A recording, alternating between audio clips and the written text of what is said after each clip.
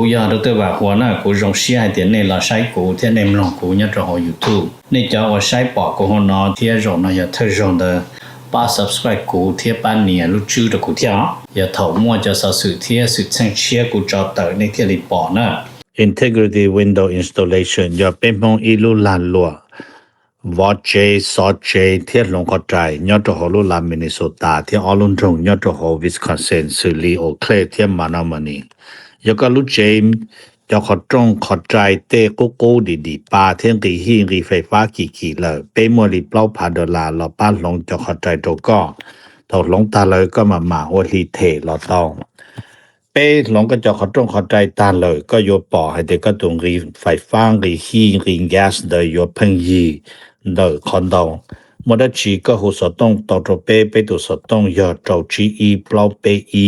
ยี GE จอว่าจอนะยก็ตอนเทียย Life Insurance ตัวปอหือตก็เนี่ยก็สีเลยก็จะมีอยู่กูยรงท่ออยู่ป้าตก็กูม่วนดาวหอ company ว่าอยู่ใจจิลิตมีอยู่กูจีนูมุจอจะมัวยีจะจ่วยชงจะรวยจะเล่าจีมัวมอจะมัวมอสิลิชาเชียนชากาจีชามัวดอสายอยู่ตขอชิกัวละเตาจะหอมัวมอลอสิลิมอเตามัวตึงเหมือนเปลือลินชาหลงเตาลาเปลือเสือมอสโตรกมอแคนเซอร์หรือจีรงมอเตเตาวืลอกูจึงมัวจะ company ใจเตาก็กูมัวไลเซนจนเตาลูสเตทมวนเตาหอ plan term universal เที่ย whole life job policy ว่าก็ตื้อยวนเดลเลอเอกสารลงแบงก์ account เธอย่อ beneficiary จื้อเชียจีมีหยัวจอเทียเชเบเตอร์เทียป้าก็เคลมหูตะกูยัวป้าขวดเดาตะก่อนเดาเจ้า GE อ้อชายีศูนย์อ้อชาเปล่าเนี่ยรงนะจงเนี่ย这个定能加是的ที่เราจะว่าอย่าอีตูก็ที่มองย่อมินนิโซตาหรือกูอย่าอีตูเจอวันเนี่ยเทียแต่ยาลินเดในเรื่องตัวหาสาตัวอีตูเนี่ยออตูเปตูละยาอีหลอนเนี่ยจะหลอมูลัวเทียละเต้ามีอยู่เสลังเซิงจือละในหูเต้าโจตุสต้องโจ GE ออโจออเปล่าจวดโจเปนะอย่าจะว่าในให้ตะกูนี่นอเลยในให้เตียในเรื่องตัวหาตัวหมู่เปมินนิโซตายมัวหลือจังแจ้งในตัวย่อเปในหาสาตัวอีตูเนี่ยออตูเนี่ยเตนอซื้อละในหูโจหนึ่งโจ GEออโจออเปล่าจวดโจเปนโยวัวโจเน่นะนะแต่เราหนึ่งสิริยอสมองซื้อเนาะทอลินดาหนึ่งกูตัวจะเนี่ยนั่นดาวเราละแต่ยาให้เดี๋ยวในเรื่องตัวโจเปในเสียตัวตัวเราที่อย่างเก่าเทียในหูสต้องโจหนึ่งยาโจ GE ออโจออเปล่าจวดโจเปนะnhớ rong na trong này trong gì thế cho cái tiếng trả sẽ được rong xia bé đã khá là xin chi nhớ hồ YouTube này sẽ được những mọi ýต่อเครื่องกูเทียอีเทียกูสาให้เทียจ่าเนาะโยลิจ่า President Trump แล้วโยเคลอลิจ่าเนาะ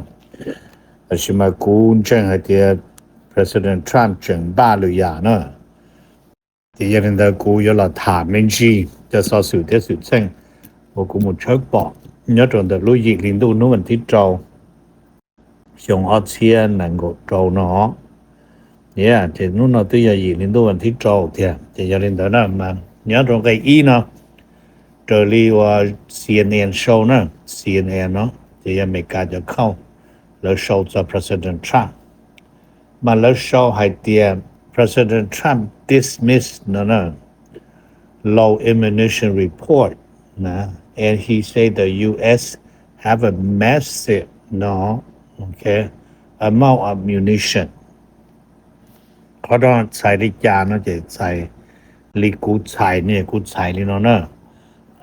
President Trump ตลอดมันนี่ตื้นเนาะจะนักเข้ามาแล้วชอยเตียมซีนี่เป้หมัวจอเนาะโรตีว่าอิหร่านเนาะมาเป้จะเจ็บพอมาซื้อเป้ตัวเนาะตามเตาคึงก่อนเลยเตียตาลี20%เนาะยอดจอชียเตียตานะจะยอมมีกาเต้นะจอมุโตชัตตะเป็นโอกลางเลย มาตาลี20%เนาะเจ็บบ้านเนาะ President Trump จะนักเข้าเนาะเที่ยวละ new President Trump เจ็บ President Trump dismiss นั่นนะเพีย dismiss the low munition report President Trump เตียคอนโดจิมัวนะในจินเชิงลินเดอร์จิตาลินเดอร์เนี่ยเราใช้รอต่อข้านสิมาเลยแต่ and he said the U.S. have a massive amount of munition ใช้ต่อเตียน President Trump ให้เตียเป้อเมริกาเต้นะเป้จังชัวเตียพอมาซึนเตาแหงนะเตียจะน้อยอีกลินดูมันที่จอเจมบ้านนอหนึ่งเขาหมู่จัวอีลอนซีมาแล้วโชว์ให้เตีย President Trump claim นะthat the US have a massive amount of munition ล้อรู้ให้เตีย massive amount of munition นั้นมาเนื้อให้จอสวยอย่าง容易ลิลุจัดลวดลุมาจืออีปวดจีเจ้าจีลุมบอมที่สินะวิธีจอน้องเนื้อยอดจอว่าแล้วจังยมได้ตัวดาลมาหมดตัวเจ้าตัวรับพอมาตัวเลยเจ้าตัวลุจ้ามาแล้วเตาลิจะลวดนะเปียงเจอเมริกายังมั่วเราลุม massive ไปยันเตาหายเหรอเดี๋ยวคนเดียวลินเดอมาจอว่า report นะตัวนักเข้ารายงานให้เตียอเมริกาจะหมดซื้อยอดตัวชาติตะวันออกกลางเดินตานเดานะมาย้อนหนูยอดตัวเพนทากอนจะเพนทากอนนะตัวมั่วคนเดียวจะรอให้เตียโอ้แล้วจีสีเรารู้เตียตาแต่สิเราสีเตีย deplete stockpile เรารู้ deplete นั่นเรายอตาที่อย่างนั้นโอเครีเลยนะมาอย่าซ้ำเลยว่าก็นอเจก็จิริทอหกก้านนอเลยซึ่งเจนึงจิริรีโชลอนะติดตานเดาเลยเนาะจิริทอวัตรอิหร่านลอนเนาะแต่สิมัน President Trump หานินเดเจกุนจังเตเป้อเมริกาจึงชัวเตพอมาซึนเดาเนี่ยชัดดีอ๋อ Number 1เนาะถามมันจีให้จะอเมริกาที่ชัวแต่สิโชว์เจอลิ South China Morning Post show นะแต่สิยอดตรงthe South China Morning Post show นะมาเนื้ออีลูจุยีลอนเดอีจอน analyst นะมาอีจอนนักวิจัยการเมืองใช่หรอเดี๋ยวนี้เดินกูชี้จะให้เดี๋ยวเข้าเดี๋ยวมีว่าโชว์ตัวเข้าแต่สิยนักวิจัยการเมืองแล้วปอดินเดี๋ยวนั้นไม่แล้วโชว์นี่เนาะแล้วโชว์ให้เดี๋ยวว่าChina retaliation against the USA should นั่นเป็นเนาะ deepen เนาะas its trade war strategy นั่นเจมบ้านนอคนนอใช้เตียชัวขอวิธีชัวเราเติบจากอเมริกาเนาะนะมาเนื้ออีกคนว่าเติบเขาตุชาตัวนั้นเลิกซึ่งเนาะเติบเขาตุชาตัวยังอย่าเพียนยุทธศาสตร์เติบเขาตุชาตัวเติบจากอเมริกาเนาะเจียหลังว่าโชว์ได้เติบน้ำหมูเนาะนะโอเคมาเนื้ออีกคนดิบเนาะเนี่ยพยายามเจมัน Office Trade War Strategy จะยิ่งอย่าแผนแล้วว่าจอดอเมริกานะมาแล้วที่เราโชว์ให้เตีย China มั่วอ้อยาแล้วเอาไปยาแล้วว่าตัว number E แล้วหัว export control เจ้าของระยะซาเตอร์ตัวอเมริกาเต้นอนแล้วคงเตียแล้วชิปูตัวมัวตัวอเมริกาเทียนั่นน่ะจะขอนายขอแล้วหัว export control เจ้าที่ on theแล้วกูมั่ว sanction ใช้ต่อแต่แล้วกูตัวโจจีตัวจบริษัทอเมริกาแล้วตั้งเบยยอดเจ้ารู้แล้วชิปูมัวคงตัวเจ้าโฮลีมัวเต้นดรอมพอเต้เครื่องอะไรดรอมพอเต้นเอาตัวเจ้าโฮเครื่องไฟฟ้าเครื่องอิเล็กทรอนิกส์ตัวเจ้าโฮนั่นน่ะเต็มบ้านน่ะนึกูลามุถาเมนจินซีให้เต็มแล้วชอยลออเมริกาที่เป็นมาแล้วให้เต็ม show that China's countermeasure countermeasure นั่นมันเนี่ย framework of a complete นั่นเป็น and a toolkit complete toolkit นั่นจะใช้เตียมยอดโดนเดอขอแผนแล้วเราเติบจากอเมริกาโจนอนะแล้วขอ countermeasure นะขอแล้วเราเติบจากอเมริกาโจนอมาเจอรีตัว framework เลยขอแผนนะตัวแผนเด้อมายังอย่าอีกข้อว่าเราเคยชี้เคยว่าเขาหรือรอเลยแต่เราที่มั่วจะเราเติบจากอเมริกานะมาแล้วยังชอเดี๋ยวนู้นจะนู้นนอเดี๋ยวไชน่าเนาะเจ้าเชียเนาะเจ้าเชียอยู่มาหนึ่งจะจุยหนึ่งจะเกจายเทียหนึ่งจะคงหนึ่งว่าต้องเดินซื้อจีปูตัวมัวอเมริกาเทียเติบจากอเมริกาหน่อยเดี๋ยวเดินใช้ลิจานะใช้เดียอเมริกาเที่ชัวจะจอเศรษฐกิจเชิงกูนสีนะกูแต่งตัวนี้มากูเดี๋ยวเช่นนั้นก็ชามาอเมริกาว่าจอมว่าเศรษฐกิจจอชัวให้จะเรื่อง semiconductor เที่ ว่า AI อ๋อ แต่ตาชินอลอเจอยู่อยู่คนเดินแล้วก็อเมริกาจะถูกสู้จื้อจีปูชัวจะโรบอทแล้วจะว่าจะเครื่องว่าตัวหรือลินนึงแล้วจะโรบอทแล้ว animal robot แล้ว humanoid robot นั่นมันจะนึงจะโรบอทว่าตัวหรือลินนึงhọ cho lấy hồ animal robot nó mới cho robot tỏ check vu với lý tụ all tên đó là ok bố tôi mua rồi mình cả tên nó number 8 nó thả mình chỉ hay cho America tiếp Russia nhớ trong đó America tiếp Russia nó mà cú thả trong bây giờ nó cú thả Early Radio Free Europe nhớ trong Radio Free Europe nó mà lâu show thì US Senator nó John Curtis point out the point bipartisan on the momentum as Russian-Iran sanction package ready for final vote ใช้ให้เตี้ยแล้วจอโจลู่เชื่อเดอลู่หญิงลินดูวันที่โจนอมั่วตูเซเนเตอร์ลู่เบฮูนจอห์นเคอร์ติสเนื้อเตอเราแถลงเข้ามินจีเคลียร์โดยเดอให้เตี้ยใบม่วง bipartisan support ใช้ต่อเดจอเดโมแครตเราส่งเสริมแล้วเลยเทียมแต่ชินาเลยดันดาวเรายตั้งสีจนรัสเซียที่อิหร่านแล้วจะนอเกมโมเมนตัมนะใช้ต่อเดมั่วจอจินจีเลยนะแต่ยาลินเดอตื้อเราเจโตขอเราอยู่เราโมไฟนอลโวเราอยู่เราจัดเตปจงบ้าสุดท้ายเนาะมายาลินเดอตูนั่งโชว์นอนกูเรานูมินจินจีไอเดียขอโมเมนตัมนะอย่าปีลิจาตีเนาะมันกูเราโชว์ลิเนาะนึกshow at the momentum นั่นมัน behind the sweet tension ใช้ต่อเดียมต่อมั่วจอจีมาวิยอจอดันดาวที่จะใจเลยจะเราตั้งสี่ตัวรัสเซียที่อิหร่านนั่นมันหนึ่งโตเป้าหมายนะมันเลยเดีย sanction package target the Russian ที่อิหร่านนั่นมันโตเป้าหมายที่จะเล่นthe concession เนาะอยู่ว่าตอลิจาตรงออลุเตเชอร์นอนั่นมันแล้วกูเราเตะเรารู้ให้เตรียม concession นั่นมันอยู่3 message นั่นมีข้อมูลข้อความญาติได้ต่อรัสเซียที่อิหร่านให้เตรียมอเมริกานั่นน่ะมาอเมริกาเนาะมั่ว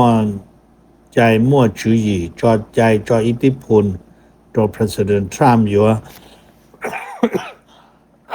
ตั้งสี่ลิจาตัวออลุเตเชอร์นอลทรัมป์อวดโตเนาะมาอย่างนี้จัดใจว่ารัสเซียsanction รัสเซียนั่นมาทรัมป์มั่ว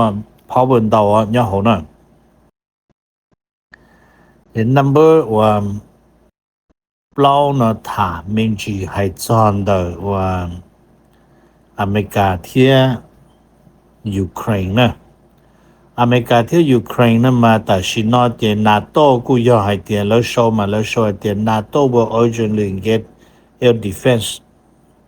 for Ukraine นบยจะใช้เตียแต่ชินอจะได้เชิญนาโต้นะที่ลูกของนาโต้นะมาแล้วยต่อมั่วเราจะลวดใจจะลวดปูตรงเลนซาสกีชีเนาะวีเลนซาสกีให้เตียแต่ชิเนี่ยนู้นเนาะไปถาลูเนาะไรRussia increased production of its ballistic missile ใช้ต่อที่รัสเซียจึงตัดต่อลำมุผลิตหนึ่งจะลวดตัวลาทวินเนาะดาวรุ่งรุ่งสีเนาะจะเข้าเนาะต่อยีรินดูมันที่จอเอาเช่นนั้นก็จอเนาะ มันก็รอให้อีกคนสีเทียคนสีนั้นมันให้เลยเนาะนี่ให้เตีย after Ukraine failed to shoot down any of the Russia ballistic missile นั่นเพียงนะ Ukraine urged its ally to increase supply the Patriot missile for Ukraine จะให้ลินเดอจะโตจินได้หรอนี่นู่นนะ Ukraine ยังจิมัวจะลวด Patriot missile เนอะเราใจรัสเซียจน ballistic missile นี่อ๋อแต่รัสเซียตัวเจอรู้ตัวยังโจทย์เก็บเป้าหมายแต่ยาลินเดอเยลินซาสกีเที่ยรีเราทอก่อนเราจะได้เจอสมาชิกของนาโต้ซาเลยจอโจหนึ่งชีเทียใจว่ารัสเซียจอมบริสติมิโซนอกนั่นนะ number G นั่นมาถามมินจีให้จอนเดออเมริกาที่อิสราเอลนั่นมากูถาตัวเป็นเจอรี CNBC show นะ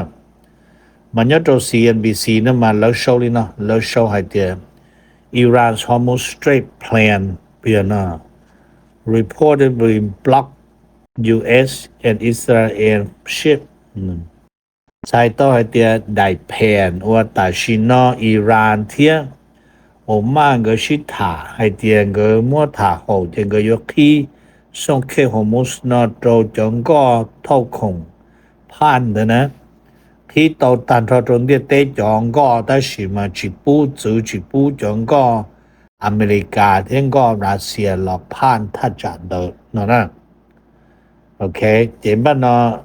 แล้วกูเราส่งสิให้เดียอเมริกาลิมาอเมริกา reject เองนี่พอthe call agreement เนาะนะจะใช้เดียอเมริกาลิจะยอมมั่วลิเนาะจะอเมริกาจิปอจงลิเนาะจะรู้เนาะอเมริกาไฮเปอร์เนาะจะรู้ยิลินดูวันที่เจ้าชงเอาเช่นหนึ่งกเจ้าเนาะนะมาให้ลีเจอเมริกาเทียอิสราเอลก็จงก็นะก็จงก็เนาะมันให้เดีย won't be blocked from transiting through the Strait of Hormuzแม้แต่ชียว่าหมู่เขาเตือชียหลับผ่านนี่อย่า transit นะมา容易ก็ได้กูได้ปีดาเราอยู่หมู่โจไทเตน่ะจุยาหมู่จุหมู่ลาโตเกียวป่อเราอยากได้ตัวหมู่โจโตไต้หวันป่อเราได้ตัวหมู่โจโตเกาหลีป่อตาเจมาลีลาหมู่โจไทเตเราอยากได้ตัวหมู่โจเกียวโตญะลาเตมาลาโตไทเตขอโทษเป้หมู่โจรู้เตเฉยๆเป้เปาดาโลเลยเป้ลุงก็ดาโลหมู่นี่เนาะเขาเนาะฮู transit เนาะโอเคเจยาลินเดอร์นะเจแม้แต่จงก็ไอ้รอหรือขอหลอดลงเขียวลง direction ลงดราโฮซื้อหลอดเรายังซื้อต้นทีจิปุเนาะยอดได้สัญญาอ่อนแล้วบ้าไอ้เราอยู่เจ้าเราสินชัยๆตอนได้เนาะมายาลินเดอร์ ได้สัญญาเนาะมาหนึ่งยังเลยหลอกว่าเคลียร์โตรู้ได้เจอโอมาเทียรู้ได้เจออิหร่านให้เตรียมเถาลุงกองกาเจเราผ่านโตอิหร่านชาเจอิหร่านโยมัวเลยถาลิจาโซเชลิจาให้ลิจาโตเลยหลอโตเถาจังก็เดฮอตนจานราเอเลฮอเตอร์หลอกนะเจเราอยู่จุหลอผ่านโอมาชาเอหลอกได้เจโอมานีเนาะจนนั้นเนาะอยู่นู่อยู่โซเชอยู่ให้ลิจาจังก็หลอแล้วอวดตอกเนาะแต่สิอเมริกาจุดยืนมาอเมริกาให้เตลูกเฮ็ดซื้อเดินเจอหนึ่งไก่ลีเปโจเตอร์ลีจิโจเตอร์ลาโตโจลากิโลเมตรละย่อประมาณลีวมเปโจโจโปรโจชีไมล์ได้ซื้อหล่อแล้วให้เตรียมยังถึงยา international water ใช้ต่อแต่ยังยาได้ชียาอิหร่านชียาว่าชีเต้าจื้อโอมาว่าชีเต้าจื้อเนาะโอเคเขานอยาไม่กล้าเขาจุดยืนนะ number เรานะถามเมนจีหมุดสอดตรงเดออเมริกาเทียแคนาดาเดลิ CNBC ยาแคนาดา Broadcast Corporation นะมาแล้วโชว์เลยนะแล้วโชว์เทีย top Canadian and its top Canadian and the US official นะ official trade representative นะแล้วต้องมีเทีย discuss ให้จอนเดอ President Trump ขอเยเชตัวแล้ว70%นะเจกูยังให้ตัวแน่แต่แคนาดาตัว trade minister ยาLeBron ปุยนอตัวโตตีเจบ้านนอนหนึ่งกูตัวโตตีเจหาลีหนึ่งจีจะเซเนเตอร์ตาหนึ่งกูมั่ว%หนึ่งกูตอหลอนจีนจอโตว่าอเมริกาตุนเจมิสันเกลเท่านั้นเจบ้านนอนก็กูตอหลอชิถาพอผ่านจาก President Trump เยเชตัวแคนาดา70%เด้อนะไฮลินเดอร์นะเจแล้วกูมั่วจะหลอถาแต่ชิมาชิโตมั่วนะชิจะหลอรายงานตัวเป๊ะแต่ชินอนะแล้วถาตาได้จะแล้วเขาเนี่ยเดี๋ยวเจียซื้อแล้วจะชิโตมั่วดีเทลตัวเรื่องตื่นลีนอแต่ชิมาโรนอกูจะโรที่อ้อแคนาดาต้นเราอเมริกาถาแต่ชิ President Trump ยังหายเมื่อเดี๋ยว Trump จีสนใจจากแคนาดาที่เม็กซิโกvìเดี๋ยว Trump จีต้องการเกิดช่วยยังเกิดที่ต้องการ Trump ซื้อเนาะนะจะเป็นมันจะใช้ยอดลิจาแต่ชินนอจะกูด้วยอยู่จิตตัวอะโวคาโดนอนะโอเคตรงนี้นะ number ชานะมาถามเมนจีจอดอเมริกาที่อิหร่าน还在อเมริกาที่อิหร่านมันกูมัวจอโจโฉเตงกันทั้งกับเจเจียแต่สิถาจะอิหร่านที่โอมามาแล้วชาวที่อิหร่านโอมาก็มัวขอหัว Hormuz deal is close ใช้ต่อถึงก็ยอมสิ้นได้สัญญาว่าเราควบคุมส่งเค Hormuz นะแล้วว่า the Strait of Hormuz management นะเราคงแล้วรู้ไม่กล้า who management นะควบคุมนะโอเคแต่อิหร่านตุแข่งเทียมโอมานก็นะจะให้ถึงก็ตัวหลอกเคียดตัวแล้วว่า final stage of the proposed framework เลยเนาะแต่ตัวหลอกเคียดตัวสุดท้ายเดอะคอแล้วเสนอให้เดีย framework นะมันก็ว่าชีกูว่าชีก็จะตุ้จอยอดสิจากกูจอยอดสิจากเนาะเห็นบ้านเราเขานำมา for commercial ship แต่เจ้าจองก็เท่าของก็เวลาหลวงเวลาส่งเคของมุสเดนะเห็นบ้านเราจะนอยาลินเดอร์จะอิหร่านตัว deputy foreign minister ยาตัวมันจะหลูนะจะหลอดชัตเตอร์ professor เนี่ยจะรู้ยิลินดูนู่นวันที่เจ้าในกูถามเป็นจินซีมันในกูไฮลินอในกูไฮเตียว่าไฮลินเดอร์นะเจเด agreement นะเดินไฮนะเจเด agreement เนาะเจแล้วได้สัญญาแล้วอ้วนเนาะเจแล้วว่าเนาะ allow เนาะแล้วจะจีปูอเมริกาที่อิสราเอลจงก็หลอดลาทัดจันเดลีเนาะไรเจบ้านเนาะอเมริกาชียอีตูพอส่วนเราชิถาโหนะเจเราซื้ออเมริกาต้นทีลิงเดอเนาะจะเป็นมาลีติดตามเทนเชียมุสุเตียยอเตียมวมบนอเตีย President Trump ฮอนยงละกูก็ขวาแล้วเที่ยวหอยาเตีย Trump จะตูกูเป้าที่กูปล่อยยาตาลอนอนเจ Trump จะจิกาเนาะจะขอ Trump จะ contract เที่ย Trump จะว่า the order the deal ไอ้ Trump วันนั้นมายี่ส่วนเดาจะยิ่งยอมจะ Trump ยิ่งเที่ย Trump ยิ่งซินะchỉ mua cho ở lần yên nữa thì cháu chỉ mua cho đời đi ó ok giờ mua bị giờ cũng mua tế mua chơi thì cho đời cũng yên thì giờ fraud này đà yên sổ chạy yên xưa nữaแต่是mà cũng chỉ mua tế mua chơi thì cũng cho hai tiệp President Trump or thì nữ giờ tụ yên thế nữ yên xưa nữa mà sai hai tiệp chỉ cho 1% này nữ cầm lại xưa yếu chủ yếu cho 9% cho số mà giờ Trump giờ tụ yên xưa nữa rồi nó Iran họ là xử lý nó thì bé mình chia sẻ giờ Iran ở tàu lên nó cứ dùng theo của hai đứa này sẽ đó nữa number 2 nó mà thả ra America theo Mexico trở lại ABC News show nữa mà là cứ show lên nó the show để ta xin nó là show để the US suspend avocado inspection nó in Mexico State Michoacán นะรู้ state Michoacán จะรู้ว่าซาจีอะโวคาโดตัวเป็นนอร์ทอเมริกาชื่อเส้นกูเนี่ยโฮแคลิฟอร์เนียนะแล้วชิมาเราจอดรู้วันอาทิตย์นะเจอเมริกายกเลิกจิปุ่น1หมู่กัวจะอะโวคาโดว่าแล้วเดย์เนี่ยจะรู้ลามิชิโอกาเนาะบีให้เตียมัวจะ1เขาตัวเฮตัวไฮเตียเราอยู่ทำลายอเมริกาเราอยู่ตัวอเมริกาอยู่ดาวอเมริกาอยู่จงอเมริกาเต็มสถานทูตเต็มเด้อนะที่อเมริกามั่วขนอนยกเลิกเลย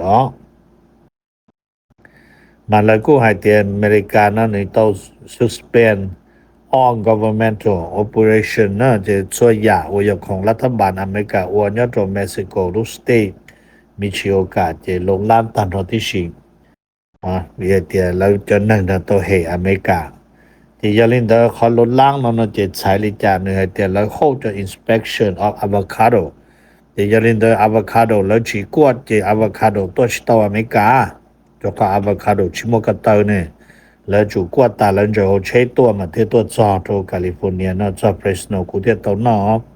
แต่สินะกูไอ้เนี่ยกูป้อ avocado กูอยู่ตานะกูอยู่ต่อ Costco จนจีดอนเตอร์ใช่ไหมแต่สิยาตานะอย่าจวดลานะจีรู้นะโอเคไอ้กูถานะตัวนี้เดี๋ยวกล้าให้เตียโอ้จีจงยีนะเดี๋ยวนะอะโวคาโดตะกากี่ยังใช้กูตัว用อะโวคาโดอินโดเท่านั้นnumber ว่าจั่ว number จั่วนะมาถามเป็นจีให้จะอเมริกาเทวนาโซลาอเมริกาเทวนาโซลานะมาแล้วกูมั่วอีได้หนังสือเพียงห่วงกอล์ฟโคลgolf นะมาอย่าเฮ็ดซื้อ cold นะอย่าดูเฮ็ดซื้อ news นะเที่ยว weather เที่ยวหัวจั่วมาแล้วกูตลอดรายงานให้เตรียม President Trump gets up the US Venezuela oil revenue ใส่ต่อเตรียม President Trump ตัวมัว Venezuela จะตรอตัวเงียดาวนั่นแหละโอเค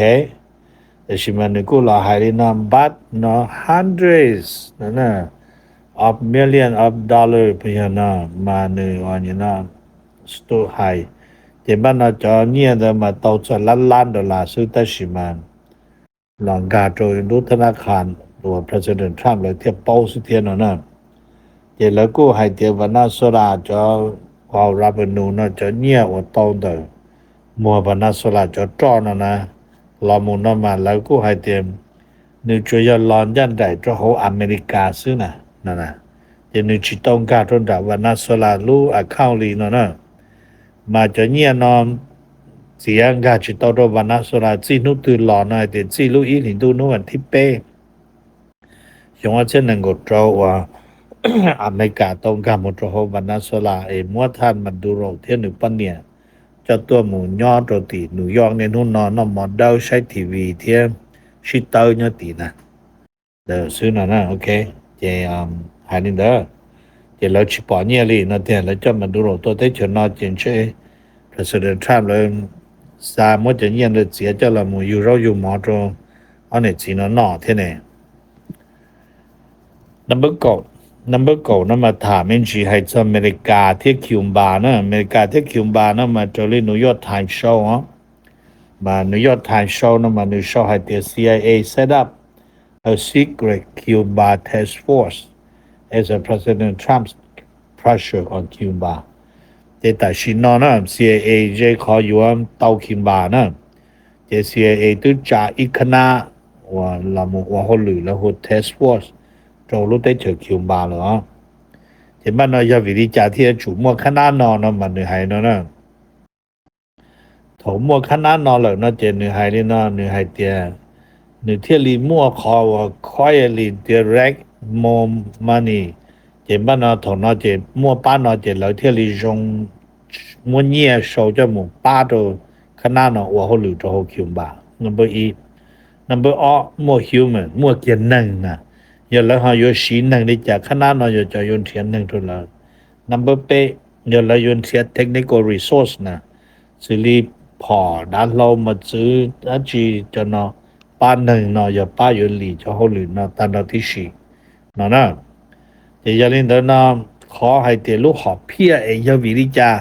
จึงจะจ้าเขานอนสิเทียนนะเลยให้เตียวิให้เตียแต่ชินนอมาแล้วต้องการก็มั่วจะนอเนาะนะมั่วจะนอว่าเขาหรือยันใดยอดจะเขาคิวบาแล้วเทียลงโตตุนนอชื่อเนี่ยเขาคิวบาแต่อย่าลืมเดินยันจงให้เตีย President Trump อยู่มั่วคิวบาแต่ละว่าของขวดผู้โจเยอะว่านี่นะMarco Rubio จีนะโอเคแล้วยัง Marco Rubio อยู่เตาว่าเจ้าแขวงจีโจคิวบาคิวบาอยู่เตาละว่าอเมริกาลุหลาน number ชิโจโอเคเจมันอย่าลืมมา CIA จะยตัวว่า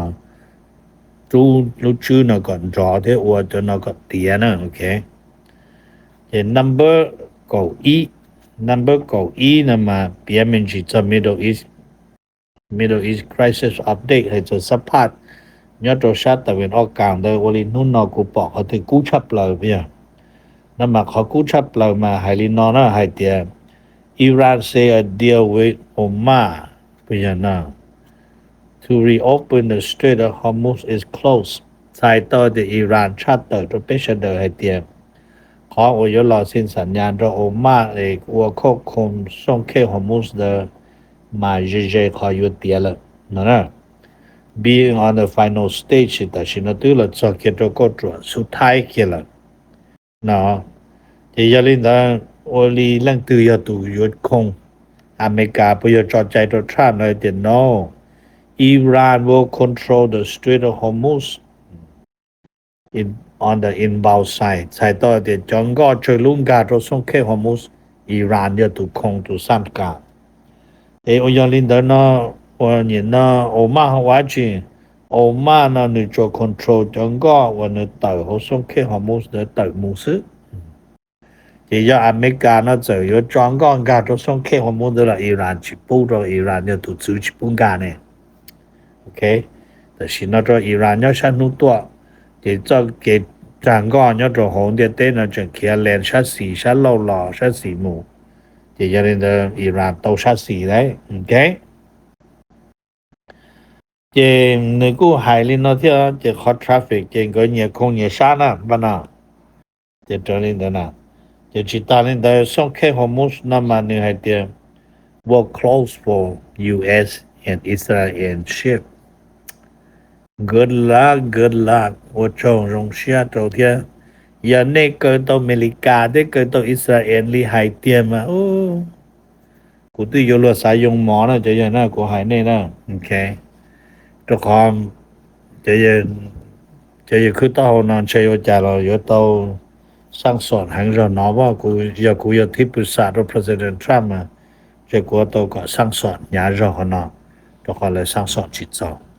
แต่ชีวิตจะสิเป็นกูถ่ายจะรู้นะตรงนี้กูสร้างก็เป๊ะจอนี่จะนอกูนะเที่ย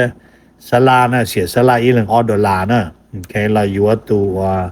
Powerball จนนู้นวันเสาร์ทุกคนจะเงียบเนี่ยเขา Powerball 的เจชาปัวล้านเลยนะโอเคนี่จะนอกูนะอีเรื่องเสียสละ$100นะโอเคเป้อยู่ยอให้เตียเป้ยังมั่วเปอร์เซ็นต์เป้ตุมงยังยอตรงเดชาปัวล้านนะซื้อจงตันเป้เชียนะจะเยอะนี่ผลจะกาเป้จอตัวเตเถเราตัวจอนักจาเมียนตื้อยังอีเตนะชัวก็ชัวกูเป้จอมงเสื้อเป้จอมงไว้ยังมั่วจอยังเทียมั่วจอเจอีปวดเตอล้านเลยจิตมั่วตัวอัปปวดตัวโซอย่าแต่ในตัวว่าแต่นะเป้เตาชาปวนะจะโอเปชาเนาะกูถามเลยนะตัวนี่จอว่าไอ้ตัวเป้เตเนี่ยเตสีจังนอนนะก็ละมั่วอย่างนั้นตีว่าตัวเป้มงตูนะ我中到了那星期的大气啊那种那是的呢กูอยากรู้ตัวว่าหัวหน้ากูรงเสียเดี๋ยวนี้เราใช้กูที่ในมลองกูเนี่ยจะหอ YouTube นี่จะว่าใช้ปอกกูหัวนอที่รงนะอย่าเธอรงเดป้า subscribe กูที่ป้าเนี่ยรู้ชื่อ的กูที่อย่าเถ่ามั่วจะสื่อที่สื่อเชียร์กูจอเตอในที่รีปอนะ